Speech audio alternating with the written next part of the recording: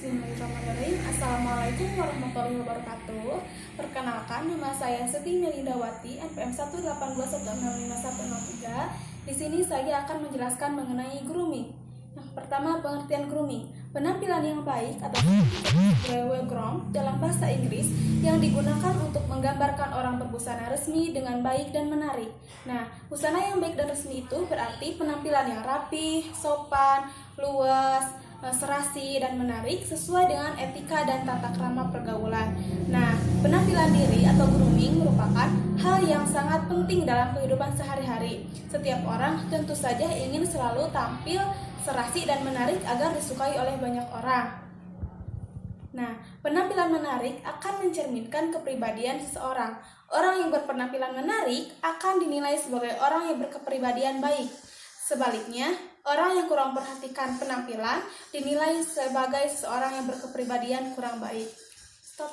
Yang selanjutnya yaitu tujuan dari grooming. Yang pertama, penampilan diri seseorang dapat mencerminkan kepribadian yang baik dan memberikan kesan positif dari masyarakat atau lingkungan. Yang kedua, penampilan diri seseorang yang perlu selaras dengan nilai-nilai keindahan dan tata krama yang berlaku dalam kehidupan seluruh lapisan masyarakat. Yang tujuan yang ketiga yaitu menyadari bahwa kecantikan bukan semata-mata dari penampilan dari luar saja, tetapi harus dari dalam atau yang sering disebut dengan inner beauty. Kemudian yang selanjutnya yaitu faktor-faktor dalam grooming. Yang pertama, sikap atau pembawaan. Nah, sikap yang baik akan menimbulkan kesan yang baik pula. Dalam hal ini, penampilan fisik seseorang memegang peranan penting melalui cara berjalan, cara berbicara, cara makan, cara duduk, dan cara berdiri. Lalu ada faktor yang kedua, ekspresi wajah dan bahasa tubuh. Nah, melalui ekspresi yaitu melalui cara memandang, yaitu pandangan mata saat melihat atau berbicara dengan lawan bicara. Sedangkan sikap tubuh meliputi sikap kepala harus tegak, sikap wajah juga alis mata harus diperhatikan dan bibir juga harus diperhatikan. Lalu ada faktor yang ketiga yaitu berbicara. Nah, agar dapat berbicara dengan baik secara dua arah, dituntut bahasa tubuh yang sesuai dengan pembicaraan yang dilakukan.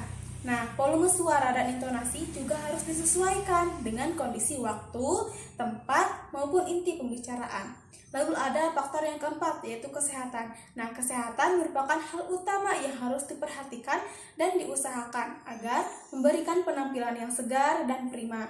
Nah, kesehatan juga harus dijaga yaitu dengan cara makan dan tidur dengan teratur, jangan terlalu tegang dan lelah, olahraga yang teratur, dan disesuaikan dengan kondisi tubuh, pandangan hidup yang optimis. Kemudian faktor yang kelima yaitu kebersihan dan kerapihan. Jika kita mempunyai tubuh yang sehat dan bersih, tentunya akan menimbulkan kesan positif bagi seseorang, sehingga aroma tubuh seseorang akan tercium segar dan tidak bau mulut. Untuk itu, kebersihan pada area tubuh seperti gigi dan mulut merupakan hal penting yang harus diperhatikan dan dihindarkan, karena akan mengganggu penampilan secara keseluruhan. Faktor yang keenam yaitu tata rambut dan tata rias. Nah, untuk tata rambut sesuaikan dengan penataan rambut dengan bentuk muka, bentuk tubuh, profesi, waktu, faktor kepribadian, dan usia.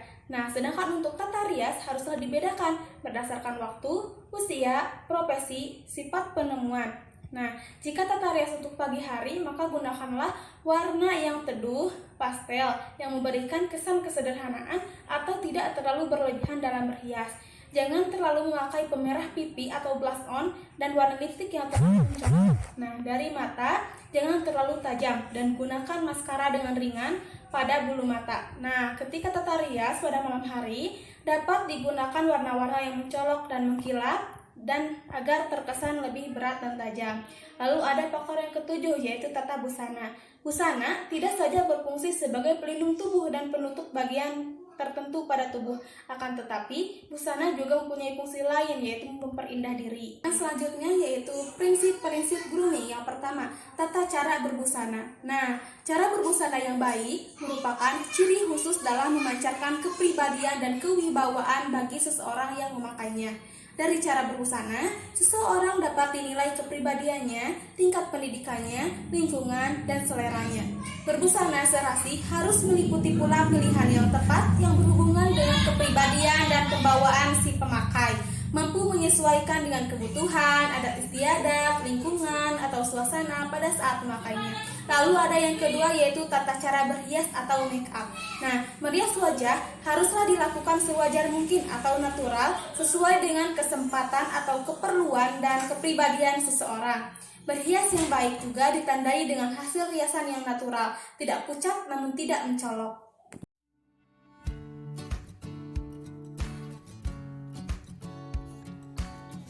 Perkenalkan, nama saya Siti Melindawati sebagai guru sekolah dasar di SDN Cidugale. Setiap pagi, saya bergegas pergi ke sekolah untuk melaksanakan tugas dan kewajiban sebagai seorang guru untuk mencerdaskan generasi penerus bangsa Indonesia. Guru merupakan seseorang teladan bagi peserta didik. Guru juga tidak hanya meningkatkan kemampuan intelektual, tetapi guru juga harus memperhatikan penampilan. Penampilan guru yang berpakaian sopan, rapi, bersih, dan wangi juga harus diperhatikan untuk membuat suasana pembelajaran yang lebih nyaman. Selain itu, dengan ekspresi yang ceria, ramah, sopan, dan santun, serta kepercayaan diri juga mendukung terhadap keberhasilan belajar.